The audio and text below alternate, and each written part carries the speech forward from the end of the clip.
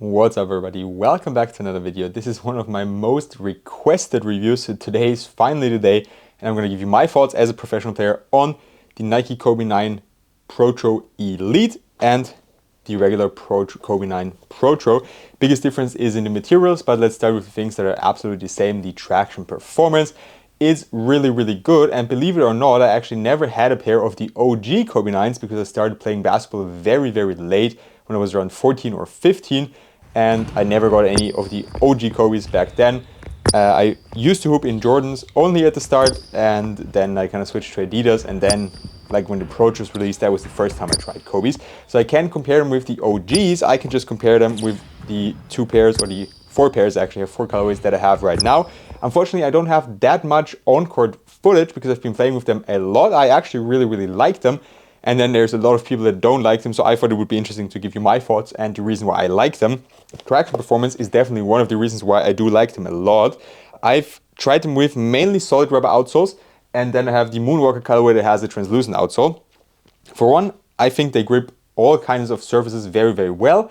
They're not really that durable, and the pattern is very interesting as technically it's kind of a herringbone style, or the grooves feel like a herringbone pattern, but essentially it's the anatomic look or shape of a foot. And the one thing that just really annoys me with that is that the 4 toes are there and then the 5th toe just is not there, it's just not existent. That's like my main critique point with basketball shoes nowadays anyways, apart from the high retail price.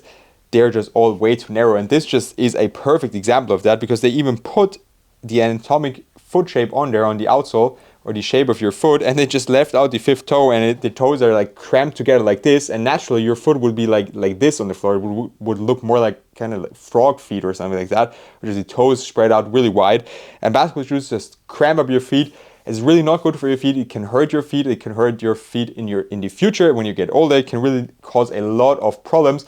So I'm always looking to get basketball shoes that have a wide fit, and funnily enough, the Kobe 9 actually has a pretty wide fit, but I did go a full size up. Lengthwise, size 13 would fit me the best, and widthwise it's just way too narrow, so I always go up to a 14. And when you do that, there is enough space for your feet, there's enough space for the 5th toe. I kind of went to the fit now, I'm sorry about that, but that was just really the one thing with this shoe that annoys me a lot, and it kind of has to do with the traction pattern, that's why I got to it. But now back to the performance of the traction pattern. It's very good, just don't take them outdoors. For the cushioning setup, we have a drop-in midsole, and if you don't know what a drop-in midsole is, normally, I'm going to take out a shoe that's here next to me, that's the GD Cut Cross. Normally the cushioning setup is right here in the midsole. So in here is all your cushioning setup, and then in there you just have, I think I can take it out, yeah, you just have this right here, a very thin insole. Usually we call it an ortholite insole. It's called an ortholite insole because that's the material, and that's it. And then here on the Kobe 9 or shoes that have a drop-in midsole, you can take out the entire cushioning setup as it is in what is called a drop-in midsole. And then now here, there is nothing left, no cushioning, also not that much support. But essentially here, this is all we have. It's a React drop-in midsole, and it is actually pretty nice, but there's definitely not a lot of impact protection. So if you need much impact protection, maximum cushioning setup, these are not for you. If you like lower to the ground setups, these are a great pair. I enjoyed, but of course, if you also wear them on a daily basis, that foam is going to bottom out relatively quickly. So my luck is that I have a lot of basketball shoes, I can test a lot of shoes, and I can just rotate shoes. So my Kobe's stay relatively new, I would say. I practice with them a lot, yes, but it's over a larger span of time. And as I have more colorways, I can also switch colorways, rotate colorways. So all the insoles are still kind of okay. This one I've worn the most, and it's a little bit lower and thinner, or it feels a little bit lower to the ground, a little bit thinner than a pair I haven't worn as much, which would be this one right here. So that's one thing to watch out for with the cushioning setup. Not a lot of impact protection, not that much bounce as well, and a very low to the ground setup. I prefer that, especially for jump shots. I feel off balance if I have a fixed zoom unit in the forefoot. That's actually also the reason why I don't like these as much, because they have a zoom unit right in the forefoot, and for me, that just feels like it feels like I'm off balance. I don't feel the court as well, and it just kind of throws off my jump shot. That's why I prefer setups that are lower to the ground in the forefoot. But I have to say, if I would use these on a daily basis, the heel would not have enough impact protection for me. But maybe you just don't need as much impact protection, then it's actually a pretty nice pair. The support features are very good. They have good lockdown, nice lacing system. It's also very nice that we have some kind of flywire-like cables going down here, the side of the shoe, so you really are locked in on the footbed, which is always important. I also didn't have heel slip because they actually fit me quite well, as I mentioned in the beginning of the video. And then we have some carbon fiber accents here in the heel, kind of an external heel counter. I think there's an internal one as well, at least it feels like it. And then we also have this small carbon fiber piece here in the midfoot that acts kind of as a shank plate for torsional support. Midfoot is nice and stable, exactly where you need support in your foot, and then where your foot flexes naturally here in the toe area, the shoe flexes a lot as well. It's definitely not a maximum supportive shoe, similar with the cushioning setup, but there's enough there so that I don't have any issues, and I do like my shoes to be very supportive. But of course there's pairs, let's say the Harden Volume 10 or the Joker 1, the high version, that just give you a little bit more lockdown. Of course your ankle is also free, so if you're not used to playing in low-cut shoes, this can be a little bit of a change. And one thing I have to say, I have a teammate I gifted a pair to. He said that this area right here around the ankle area kind of digs into his ankle and caused some blisters at the start.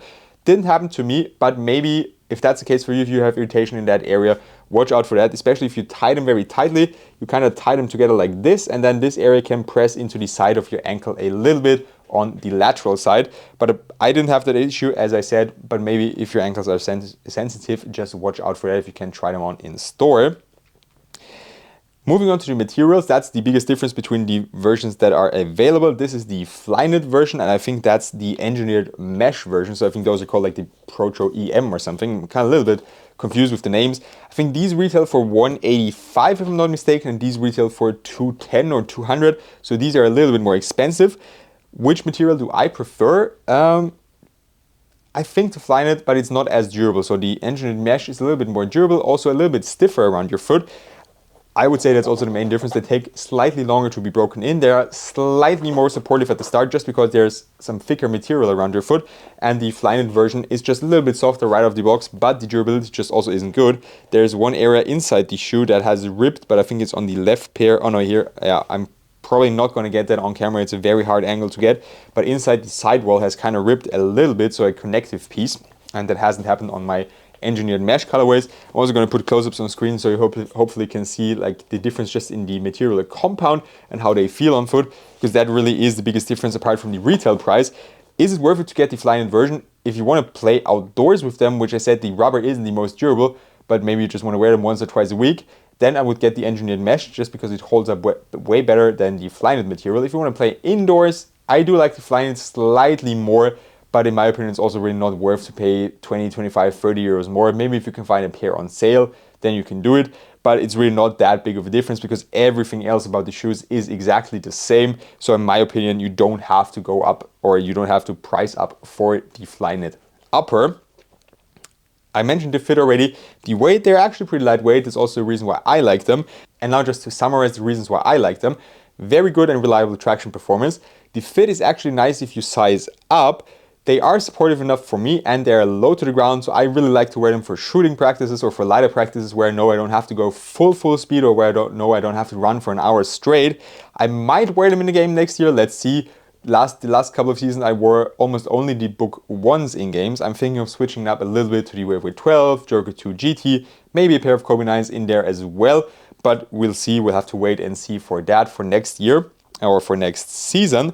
Where do they come in on my 0-2 Book 1 / Wave 12 / Joker 2 GT scale? If you're not familiar with that system, it was a suggestion from a subscriber who said it would be nice to see where shoes rank up with my all-time favorite shoe. At the time it was the Book 1, but since then the Wave 12 and Joker 2 GT have joined that top spot. I'd probably put them at an 8 out of 10, so close to the top, but not a top tier performer, but a shoe that I do like to wear a lot, that feels comfortable, which are already two very important things for me as a professional, because I don't want to go onto the court and get my feet destroyed by a pair of shoes like it happened with the GT Cut 4, which you can see here. So that's already important for me, and that makes him a good performer, but there's definitely better pairs on the market as well.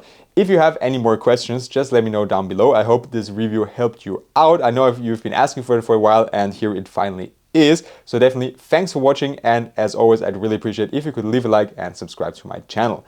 Have a good one and see you next time.